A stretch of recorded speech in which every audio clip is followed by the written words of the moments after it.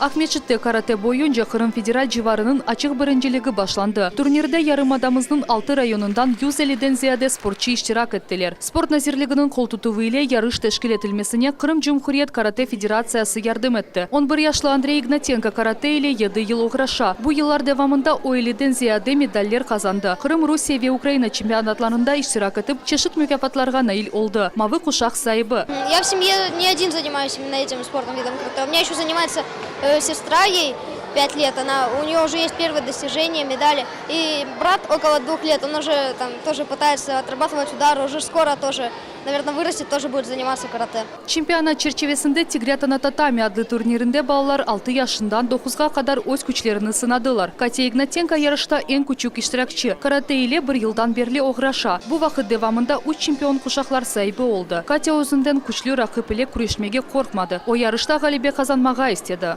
Потому что тут есть медали и кубки. А я давно мечтала о кубках и медалях.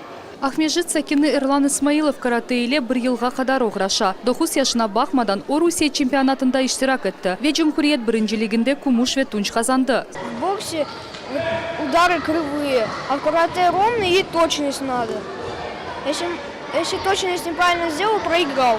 София Маслеева ката боюнча 3-нчы жерге чыкты. Мне очень понравилось, очень интересно. Можно посмотреть на других, поучиться, как они делают. 6 жаштан 9 жашка же эң күчүк чемпионларга фахри ярлыкларны ве медальлерни карате федерациясынын президенти Михаил Шеремет багышлады. Я благодарю всех тренеров, которые вкладывают душу, всех родителей, которые приводят и прививают детям здоровый образ жизни. Это комплекс работы всего огромного коллектива, в котором непосредственную роль играют прежде всего родители и тренера. Кечкенсинен намлы ярышларда чыгышлар нәтижелери боюнча Кырымнын карате федерациясы спорт назирлиги тарафынан мукафатланган эди. У нас очень серьезная конкуренция на территории Российской Федерации ввиду того, что очень много регионов.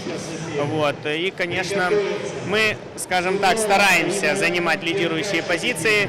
Пока тяжело, но я думаю, у нас все впереди. Турнир кечирилген соң Кырым Жумхуриет жыйма такымынын теркиби белгиленер. Ве спортчулар марттын 5-нде карате боюнча Сочиде кечирилген Русия чемпионатында иштирак этежеклер. Галип чыккан кенчлер эсе Липецк шаарында апрелдин сонунда кечирилген Русия биринчилигине жол алачаклар. Айша Шулакова, Дмитрий Низовой, Миллет үчүн.